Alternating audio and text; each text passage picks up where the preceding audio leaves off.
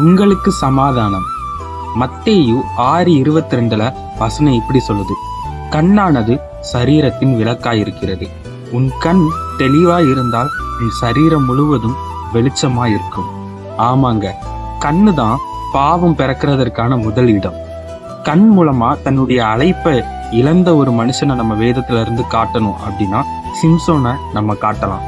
சிம்சோன் தேவனால் இஸ்ரவேலர்களை பெலிஸ்தியர்களிடம் இருந்து ரட்சிப்பதற்காக ஏற்படுத்தப்பட்ட ஒரு பாத்திரம்.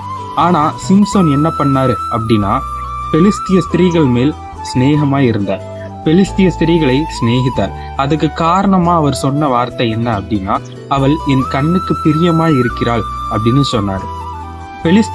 பெலிஸ்தியர்கள் இடத்துல சிம்சோன் ஒப்பு கொடுக்கப்பட்டப்போ, அதனால பெலிஸ்தியர்கள் பண்ண முதல் வேலை என்னன்னா, சிம்சோனுடைய கண்ணை குருடாக்குனாங்க.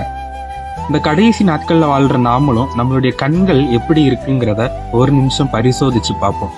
நம்ம எதை பார்க்கிறோம், எப்படி பார்க்கிறோம் அப்படிங்கிறத நம்மளே சுய ஆராய்ச்சி பண்ணி பார்க்கலாம். நம்ம தற்செயலா சில காரியங்களை பார்க்கலாம், ஆனா ஒரு காரியத்தை 2வது முறை நம்ம பார்க்கணுமா வேண்டாமாங்கிறது நம்மளுடைய சுய கட்டுப்பாட்டுல தான் இருக்கு. ஒருவேளை கண்ணுல நம்ம ரொம்ப வீக்கா இருந்தோம் அப்படின்னா, நம்ம கண் இருளா இருந்துச்சு அப்படின்னா, இந்த நாள்ல இந்த நேரத்துல நம்ம தேவ சமூகத்துக்கு நேரா திரும்புவோம். கர்த்தர் நம்மளுடைய கண்களை வெளிச்சமா மாத்த வல்லவரா இருக்கிறார்.